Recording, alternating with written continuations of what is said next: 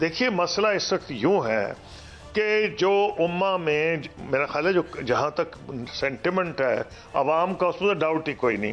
آپ کسی ملک میں چلے جائیں، میں نام نہیں لیتا، چاہے وہ عربوں کی گلف شیخڈمز ہو، افریقہ ہو، سب کا سینٹیمنٹ فلسطینیوں کے ساتھ ہے. صرف اس لیے نہیں کہ وہ صرف مسلمان ہیں، وہ تو ہے. جو ظلم اس وقت ہو رہا ہے، جو ببانگ دول اظہر من الشمس ڈنکے کی چوٹ پہ اس سے ظلم ہو رہا ہے اور ساری دنیا دیکھے جا رہی. کیوں؟ بڑی سمپل سی وجہ ہے کہ آج کا جو ابھی تک سسٹم تھا، یہ میرا نہیں خیال ہے بھائی، یہ ٹرانزیشن ہو رہا ہے، جو رائز ہو رہی ہے چائنا کی اور مڈل پاورز کی، اس میں بہت سی ایشین پاورز آ رہی ہیں، ملٹی پولیرٹی کی طرف جا رہے ہیں. لیکن ابھی تک ملیٹریلی کوئی ڈاؤٹ ہی نہیں کہ سنگل سپر پاور دنیا کی امریکہ ہے. اور لیکن جو ان کو اس کی قیمت ادا کرنی پڑ رہی ہے وہ آپ کو اب نظر آ رہی ہے. برطانیہ کے اندر یہ نہیں میں کہہ رہا کہ جو ان کی وہ ہوم سیکرٹری تھی سویلا براورمن، جس کو انہوں نے بدلا ہے، اس کے کئی فیکٹرز ہوں گے، لیکن اس کے جو بیانات آئے ہیں وہ اتنے زہریلے تھے کہ برطانیہ کی پبلک اوپینین بھی یہ سمجھ رہی تھی کہ برطانیہ کے مفادات کو نقصان پہنچا رہے ہیں. اسی لیے وہ ایک ایکسپیرینسڈ فارن منسٹر جو فارمر پرائم منسٹر کیمرون صاحب کو لے کے آئے ہیں. امریکہ میں بھی جو صرف یعنی کولمبیا یونیورسٹی نے نہیں کیا، بڑے بڑے جو امریکہ کے کیمپسز ہیں وہاں اس پالیسی کو چیلنج کیا جا رہا ہے. خوشی کی یہ بات ہے کہ وہاں کے جو روشن خیال یہودی ہیں، جوز، وہ کہہ رہے ہیں ہم نہیں یہ کرا رہے، اور وہ بڑی بڑی موومنٹ چلا رہے ہیں، ناٹ ان مائی نیم، یعنی ہمارے نام پہ یہ کام نہ کرو. میری اس لیے میرا خیال ہے کہ اب اس میں جو بد نصیب فلسطینیوں کے ساتھ ہو گیا ہے، جو ان کے بچے بیچارے مر رہے ہیں، ایک چیز مجھے نظر آ رہی ہے کہ یہ کچھ بھی بڑے بڑے ملک، غیر چاہے مسلمان ہو غیر ملک ہو، ان کی جو ایلیٹ جو مرضی چاہے، ایک سٹیج آ گئی ہے کہ اب سب کو سمجھ آ گئی ہے کہ جو 2 اسٹیٹ سلوشن کا ذکر ہو رہا تھا، اب اس کے بغیر آگے بات نہیں چلے گی. ٹامس فریڈمن جو خود یہودی ہے اور امریکہ کے چوٹی کے تھنکرز میں سے ہے، اس نے آج کہا ہے پریزیڈنٹ بائیڈن کو بس کرو، اب کوئی پیس پلان اپنا لاؤ. اور وہ بھی یہ کہہ رہا ہے کہ 1967 کے بعد کا جو خاکہ تھا اس کی طرف جائے. ہاں وہ کچھ ایسی چیزیں کہہ رہے ہیں شاید فلسطینیوں کو یا مسلمانوں کو پسند نہ آئے، لیکن ایک کم سے کم سٹارٹنگ پوائنٹ تو ہے. وہ تو بالکل کلیئر ہے کہ جو پرائم منسٹر اسرائیل ہے، اس کے اوپر کرمنل کیسز بن رہے تھے، اس کو تو بہانہ بن گیا کہ اس نے قوم کو اپنے پیچھے، اس کو جوتیاں مارنے کو تیار تھے. اس نے حملے کیے تھے انسٹیٹیوشنز پہ، جوڈیشری پہ، کو 4 مہینے سے ڈیلی اس کے خلاف جلوس نکل رہے تھے. اس پہ کرپشن کے کیسز تھے، لگتا تھا کسی دن ہی اندر ہو جائے گا. اس کو یہ موقع مل گیا اور اب یہ دنیا پہچان گئی ہے کہ یہ سمجھتا ہے کہ قوم میرے جان کی دشمن ہو گئی تھی، اب میں ان کو اس کے نام پہ یونٹی کروں.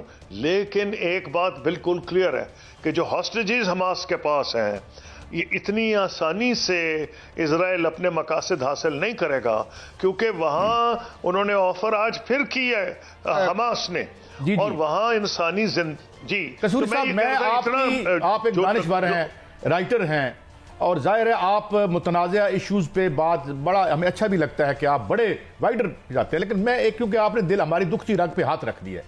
میرا سوال سادہ ہے. پوری دنیا میں ڈیموکریسیز کو ان کی ایلیٹ ہی فنڈ کرتی ہے. امریکہ کے 70% فنڈز الیکشن کے بھی ایلیٹ کی طرف سے آتے ہیں اور انہی کی ڈیموکریسی ہے. مگر اتنی کوئی گھٹیا قسم کی ہماری جو situation, I am sorry to use this word, یہ ہماری جو ایلیٹ ہے اس نے کس طرح سے مس مینج کیا ہے. انڈیا 500-550 بلین ڈالر رکھ کے بیٹھا ہوا ہے اور دنیا میں کینیڈا کو آگے لگا دیا ہم نے. Why Pakistani elite field even to maintain it. Capitalism کے اندر ہی ہیں سارے. آپ کا بالکل جائز سوال ہے. اس لیے میں کہتا ہوں جائز ہے کہ یہ کوئی اتنی حیرانگی کی بات نہیں. سارے اکانومسٹ کہہ رہے ہیں کہ بھائی آپ خرچے کم کریں اور ٹیکس بڑھائیں، اور ٹیکس تو آپ بڑھاتے کوئی نہیں. وہ جو دے رہے ہیں انہی کو، اور خاص طور وہ بیچارے جو تنخواہ یافتہ ہیں انہی پہ آپ لگائے جا رہے ہیں ٹیکس. اور جب تک آپ ٹیکس کا بیس نہیں بنائیں گے، doctors, engineers, architects, real estate, agriculture, کوئی سبجیکٹ، حالانکہ میں خود ایگریکلچرسٹ ہوں، اب ایک سٹیج آ گئی ہے کہ سب کو یاد رکھنا پڑے گا کہ جو بندہ ٹیکس نہیں دے گا، وہ کہتے ہیں نا جی فلاں شعبے میں یہ مشکل ہے، وہ جو بھی مشکل ہے، اگر آپ ایک ٹیکس کی انکم سے اوپر ہیں، اگر ایک سرکاری ملازم یا پرائیویٹ سیکٹر کا ملازم ٹیکس دے سکتا ہے تو کوئی ضرورت وجہ نہیں کہ آپ کو ایگزمپٹ کیا جائے. اس میں خود ہم لوگ ایلیٹ یہاں کی ملی ہوئی ہے، ایلیٹ اپنے کو ٹیکس کرتی ہی نہیں. میں بھی کل ایک جگہ پہ تھا تو مجھ سے کو پوچھنے لگے کہ جی کون ملزم، میں نے کہا آپ اور میں. بھائی ہم ٹیکس لگنے دیتے ہیں اپنے پہ، ریئل اسٹیٹ پہ ہم نہیں لگنے دیتے. تو یہ بدلنا پڑے گا. تو آپ نے پوچھا کون ہے، یہ ایسا ہی سوال ہے کہ ایسٹ پاکستان کو علیحدہ کرنے والا کون تھا. اگر آسان سوال ڈھونڈنا ہے تو کوئی کہہ دے گا جی بھٹو نے یہ تقریر کی تھی، فلاں نے یہ کی تھی. اصل میں یہ ہے ہماری ایلیٹ نے جو ایسٹ پاکستان کا کی طرف رویہ رکھا، اس کی وجہ سے وہ علیحدہ ہوا تھا. انڈیا کو تو موقع مل گیا 1971 کی وار میں. تو اگر آپ واقعی ڈھونڈنا چاہتے ہیں کون ہے تو ہماری اپنی ایلیٹ، ہم سب اس میں شامل ہیں. تو جب تک مثلا میڈیا ہے، اگر میڈیا 80% پروگرام کرنے شروع کر دے کہ جی آپ ان لوگوں کو ٹیکس کیوں نہیں لگا رہے، تو ہم دیکھیں گے کتنا چینج آ جائے گی. تو آپ کا بھی فوکس، ہم سب کا، ہم پولیٹیشین کا، ساروں کا یہی فوکس ہوتا ہے کون اقتدار میں آ رہا ہے، کون جا رہا ہے. اور بھئی آئے یا نہ آئے، عوام کا اس سے کیا اثر ہے؟ عوام کی تو زندگیاں جیرن ہو رہی ہیں. اور یہ ریل ایشوز کے اوپر میں نے اس لیے کہا ہم سب ایلیٹ میں انوالوڈ ہیں.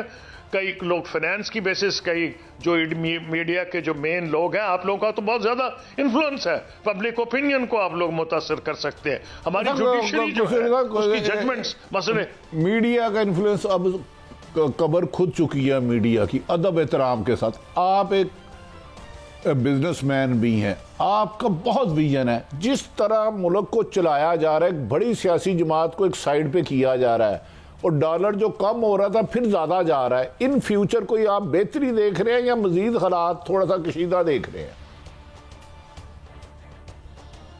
دیکھیے جی، میں تو یہ جیسے میں نے کہا، میں جب فورن منسٹر تھا اور انڈیا سے ہماری اتنی جنگیں ہو رہی تھیں، اگر میں آپٹیمسٹ نہ ہوتا تو انڈیا کے ساتھ تو تعلقات کا مدہ بھلا دے. میں یہ سمجھتا ہوں کہ اگلا الیکشن بھی جس کا آپ گھڑی گھڑی ذکر کر رہے ہیں، اور اب جائز ہے، میں صرف اس پہ اوائڈ کرنا چاہتا ہوں لیکن میں بات کا جواب دوں گا آپ کی.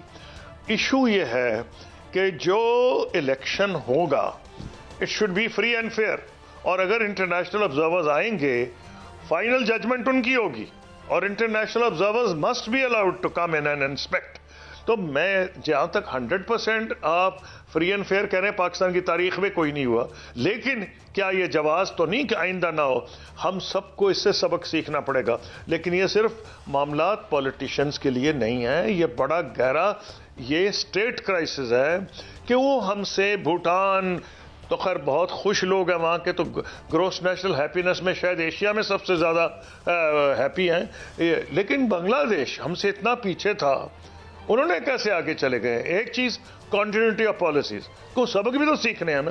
ہمارا کیا کام ہوتا ہے؟ ایک حکومت کام کرتی ہے، پہلے اس کو فائنانس منسٹر کہہ دیتا ہے، یہ میں آپ کو پچھلے 40 سال کا کہہ رہا ہوں، وہ غرق کر کے چلے گئے، بیڑا غرق کے چڑھا گیا، فلاں فائنانس منسٹر، فلاں فارن منسٹر. اور بھئی آپ بتائیں آپ کی پالیسیز میں چینج کیا ہے؟ اب مینیفیسٹو آئیں گے نا، سب پارٹیز کے نظر آ جائے گا. بھئی آپ جو کہہ رہے ہیں آپ حالات بہتر کریں، بتائیں کس کو ٹیکس لگائیں گے، کتنے % لگائیں گے، ہمیں پتہ لگ جائے گا. اگر آپ جھوٹے ہیں تو آپ کے مینیفیسٹو میں ہوگا ہی کچھ نہیں. تو آپ کے میڈیا کو چاہیے کہ آپ ہائی لائٹ کریں، بھئی کیوں نہیں آپ بتا رہے، آپ لوگوں سے ووٹ مانگنے کیوں آ گئے؟ کوئی کمٹمنٹ بھی تو کریں نا. پہلے میں اسٹوڈنٹ تھا برطانیہ میں، تو ہیرلڈ ولسن پرائم منسٹر تھا، اس نے ایک پارٹی نے کہہ دیا جی ہم اینکے فری دیں گے، اس کی تو جان کے پیچھے پڑ گئی اپوزیشن. اس نے کہا بتاؤ پیسے کہاں سے آئیں گے، کس کو ٹیکس لگاؤ گے؟ تو ایسے سوال یہاں نہیں پوچھے جاتے. لیکن میں ایز این آپٹیمسٹ یہ سمجھ رہا ہوں یہ ان چیزوں پہ کچھ بات ہونی چاہیے، طبقہ سوچ رہا ہے. اچھا ایک چیز اور آخری سوال آپ سے، کیونکہ یہ آپ کی جو ایکسپرٹیز تو خیر ہر آپ کی دانش جو ہے وہ آل پرویز سے ہے. یہ بتائیے کہ شی اور بائیڈن میٹنگ ہو رہی ہے، کہا یہ جا رہا ہے کہ بائیڈن شی سے کچھ امداد چاہتا ہے جو دنیا میں یا ایران یا اس کو انفلوئنس کرنا چاہتا ہے کہ یہ اگر جنگ پھیلتی ہے تو ان کو یہ ہے، یا کچھ اور بھی اس کا ایجنڈا ہے؟ قصوری صاحب دیکھیے جی، ایجنڈا تو وہ ہوگا دونوں کو، جو صرف اس بنیاد پر پریزیڈنٹ جی کو حکیم ہے وہ آ کے ان کی مدد کرنے کیوں لگے. بھائی مدد آپ ان کو تائیوان اسٹیٹس میں آپ نے ان کو سرکل کیا ہوا ہے, آپ ہر جگہ انڈیا کے ساتھ آپ نے الائنس بنایا ہوا ہے, آکس الائنس آپ نے بنایا ہے, آسٹریلیا کو آپ نے سب مرینز دے دی ہیں نیوکلیئر پاورڈ, کس لیے دی ہیں؟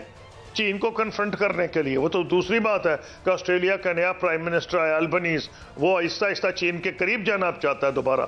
لیکن دیکھیں یہی آپ توقع کر سکتے ہیں نا کہ وہ کھل کے بات کریں گے.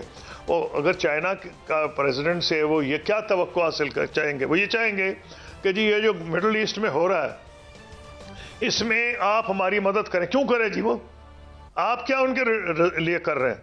آپ ان کے لیے کانٹے بچھا رہے ہیں. تو بیسٹ یہ ہو سکتا ہے کہ اس کو مینج کیا جائے گا, کیونکہ اگر ان کے درمیان ریلیشن شپ خراب ہو گئی وہ تو تباہی ہے. اتنی خرابی ہو چکی ہے.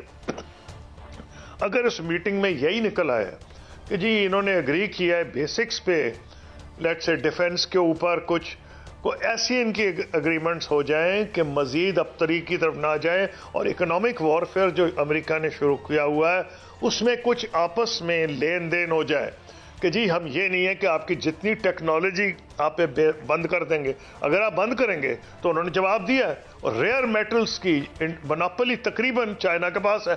ریئر میٹلز کے بغیر کچھ بھی نہیں بنتا, نہ تو آپ کی گرین انڈسٹری آئے گی ویدر کو فائٹ کرنے کے لیے, نہ آپ کی یہ جو آئی فونز ہیں وہ بنیں گے. تو امریکہ یہ چاہے گا کہ جی آپ نے جو ہم پہ پابندیاں لگائی ہیں ختم کریں. چین کہے گا آپ ہماری پابندی ختم کر دیں. کوئی زیادہ توقع کرنا ان حالات. ہاں اچھا, ون لاسٹ کوسچن, اگر یہ جنگ, نیو یارک ٹائمز کہہ رہے کہ اگر جنگ پھیلتی ہے تو اسرائیل کے لیے مسئلہ ہوگا, وہ تو بالکل ان ابیٹڈ برباد ہی کر رہے ہیں. کیا کوئی نقصان پہنچ سکتا ہے اسرائیل کو, یا یہ بس بات ہے؟ جی اسرائیل کو تو پہنچے گا, ساری دنیا کو پہنچے گا. کیوں نہیں پہنچے گا؟ دیکھیں نا, اب آج ہی صبح میں خبریں الجزیرہ پہ ہی دیکھ رہا تھا, CNN پہ بھی صبح دیکھی, اور وہ یہ کہہ رہے ہیں کہ لیبنیز فرنٹ پہ سے وہ بڑی اب کے کلیورلی کر رہے ہیں. وہ بھی نہیں چاہتے. میں گیا تھا بیروت, جب بیروت پہ بامبنگ ہو رہی تھی, دنیا کے صرف 3-4 فارن منسٹرز گئے تھے, میں ان میں سے ایک تھا.